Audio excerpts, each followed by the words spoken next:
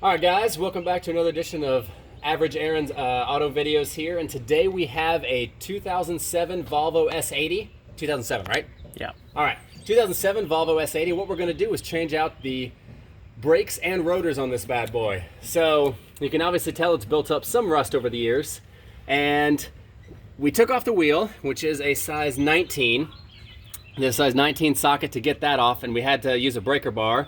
Which I highly recommend getting yourself a good breaker bar to loosen that if the wheel's been on there for a while. Once we got the lugs off, it's fairly easy. Then we use some brake and parts cleaner.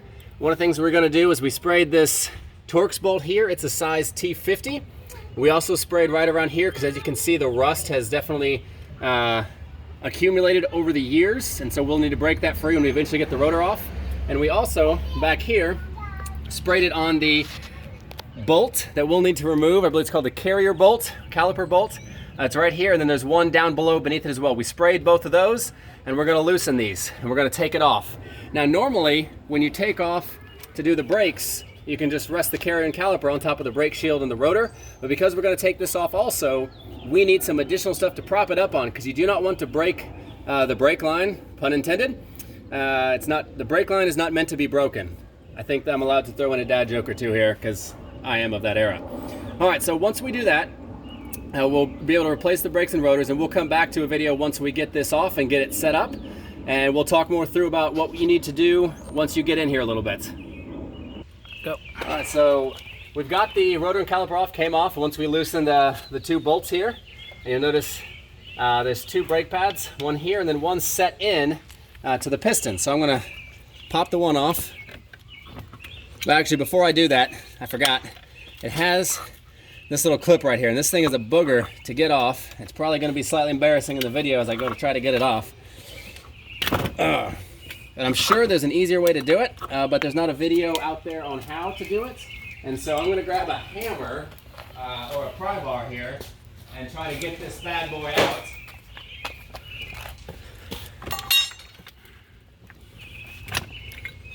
All right, I obviously got the brake out, but what this piece does, and I've already unhinged one portion of it, what this piece does that I'm trying to get off right here is it holds the carrier to the caliper so it doesn't wiggle around while the vehicle's in motion.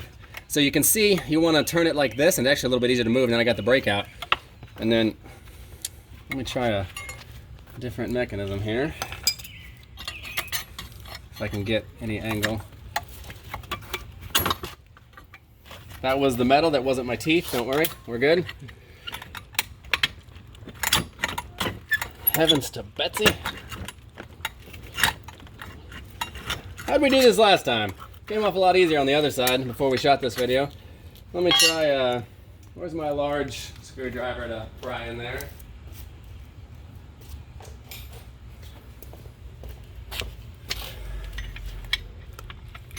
Oh, I pressed it against the brake last time. That's funny. So I'm gonna lift it up here. Now be careful on the brake line.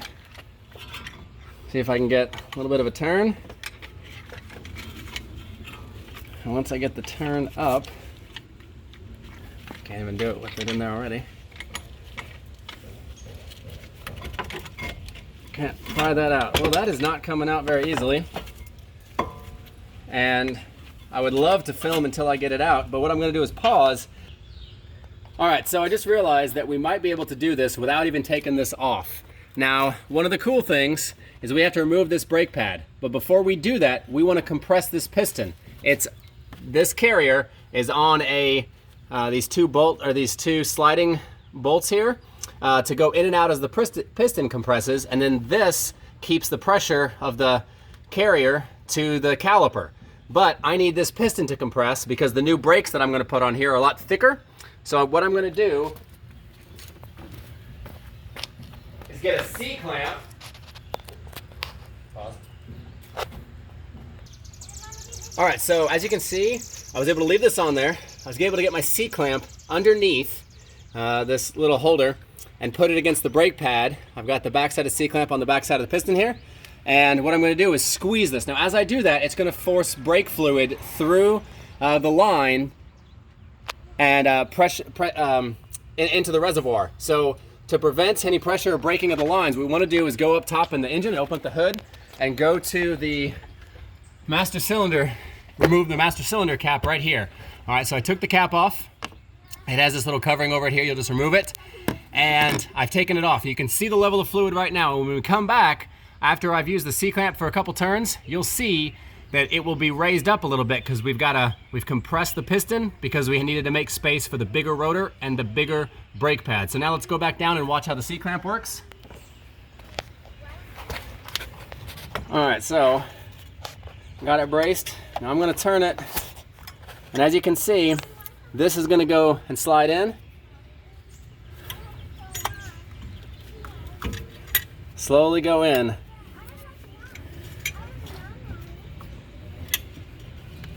Now it's being pressed in, it is going through. And then in just a moment, we'll go back up and take a look, and you'll actually be able to see that the fluid has been pressed up because we're putting pressure on it down here at this end. Now I am moving around a little bit, but I'm still taking care to not put too much pressure on that brake line, because the last thing you want is a ruptured brake line, and then you'll have to watch another YouTube video on how to replace that. I've never done it, don't know how, but maybe I'll figure it out if things go poorly in this video. We'll have an update for you about how to do that. So once you get it compressed all the way, and you can hear it kind of pushing back in there. All right, now that's really tight. Now this brake pad that's in there looks like this, has these clips in here. It's gonna rest in there right like that. So when you pull it out, you've gotta keep in mind to get these clips out, and you can just get it from the back and a little bit. You can get underneath right in there to remove this brake pad, but you'll have to loosen the C-clamp and take it off first before you do that. Before we cut here, let's go take a look at the fluid in the reservoir, the brake fluid, and you'll see that it's raised up to almost coming out of there because we pushed the piston back in so much. Now you won't be able to put the cap back on. You'll have to take a paper towel or something and absorb some of that and get out of there. And you can hear my son yelling. He's doing the kid version, captioning for all the kids who are watching this video now. So we'll come back once we've replaced the brakes. All right, so we got the brake out. It looks like this. Very little brake surface left, which is okay, but we want to be safe and sorry as you compare the depth that we have with our new brake pad. So like I said, this takes up a lot more space in there, so we had to compress that piston. We got it in there, we got this out. This is how it to be turned the same way. And you'll notice this new one has a groove that allows dust and heat dissipation. So the brakes don't get as hot, allows them to cool, and also gets any brake dust out of there so that it doesn't build up and then grind against the rotors and wear those down unnecessarily fast. Now, one thing we realized is that because this has been building up over time and adhered to this, that rust is built up in here. So we need to remove that. One of the ways you can do that is with a wire brush, and you can scrape some of this out of there to make space, because it was a real tight fit getting that other side on there.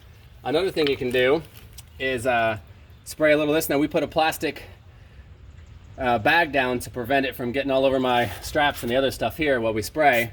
And this will also loosen up some of the rust just with spraying it on there, so we can seat the brake pad a little easier in the carrier.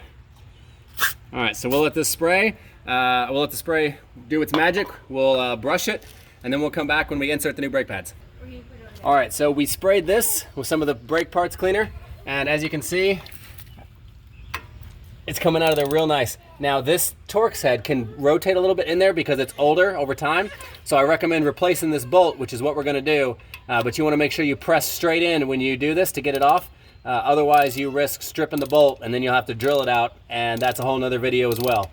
So we'll come back once we get the brake pads in.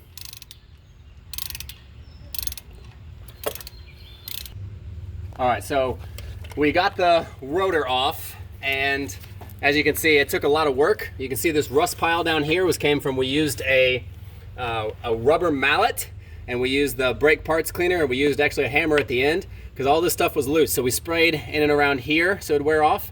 But you can see all the rust that fell out of there just from doing it. It'll take a lot of work to get that rotor off.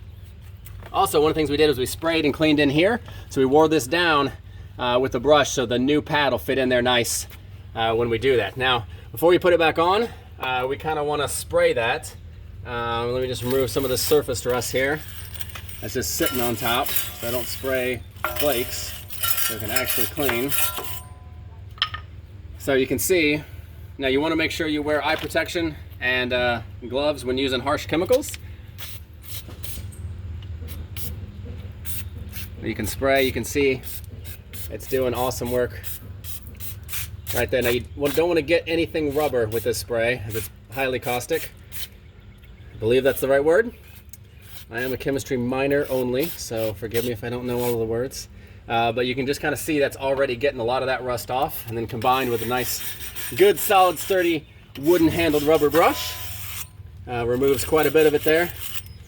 That way it's less dirt and grime, less weight spinning around, rotating, and it looks a lot better as well. So now that we've got that in there, we're going to go ahead and seat this brake. You can see in here, inside the piston, we compressed it and pushed that ring in. So hopefully this will just be a quick kind of tilt it down once you get it in there. And I can already feel that there's too much rust, and I'm probably going to have to do some more cleaning before this will actually seat in there. But we'll give it a try here, see if it'll go. And it won't, so I'm going to have to do some more cleaning in here, and it looks like I will have to remove this carrier to get it out so they can clean down in here, which is where all the rust is that's prohibiting the brake pad from seating. We'll be right back once we get this off. All right, so my friend was able to help me get this off through the use of just a hammer, right, hammer?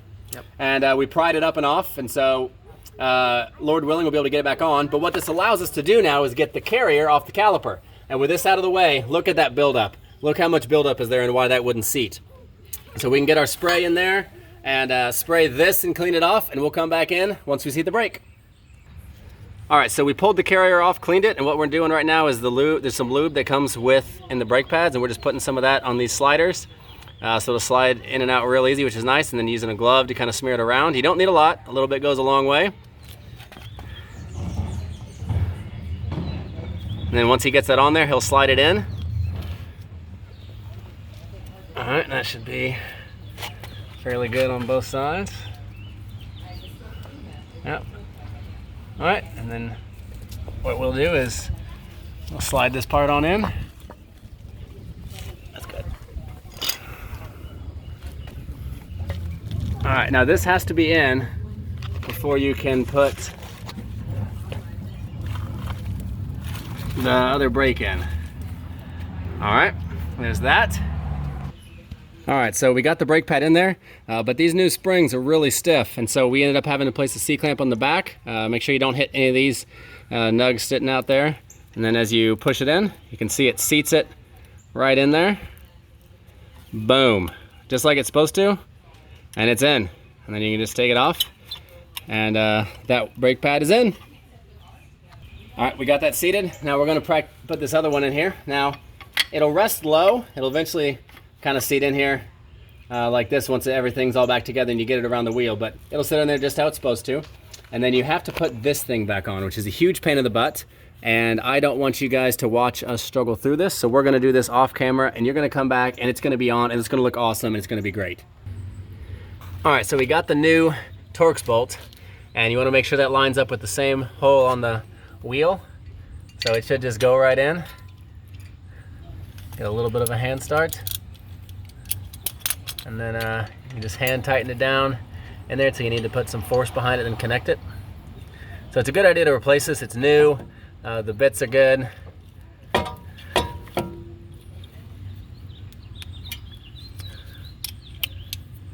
And you don't have to worry about, breaking the thread or it coming off or anything that prevents you from being able to get it off, and you'd have to drill it off in the future. So good idea to replace that after every 13 years or so, since that's what we're at on the life of this vehicle. Now he's got some Zimmermann zinc plated rotors on here, which are really nice. We decided not to go with the slotted or the cross drilled or any of that stuff because he is not going to be racing his family car down the track. S80 is a good capable car, but you didn't buy it for its drifting and road racing ability, so we got that in there. We also got the other piece back on, this little wing spring thing that I don't know the name for. We got that back on. What we did is we loaded this end got it wedged in there first and then was able to lift this part up and got it over and in. So that was good, that helped us get this on there. So now we're gonna pick this up and put it onto the rotor. All right, so got it here. Now this brake's gonna wiggle around and wanna fall out on you. That's fine. It'll seat itself here in just a moment once we get it over the rotor. Oh, however, it does need to stay generally within the pocket. It is being a butt. There it goes.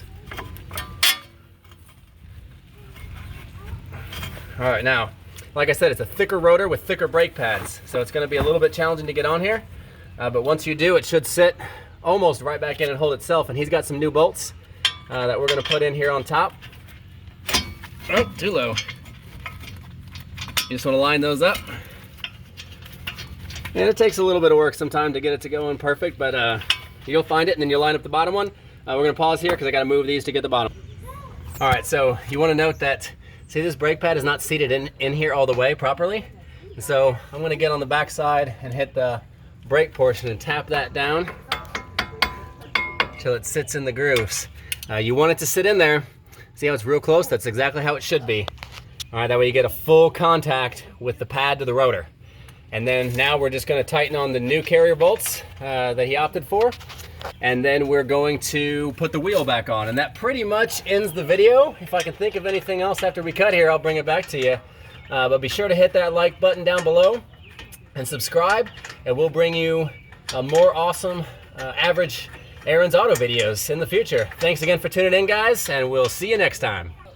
I will mention that next time you do a video that you want to put the wheel on, or turn the wheel so that it's straight so you can put it on.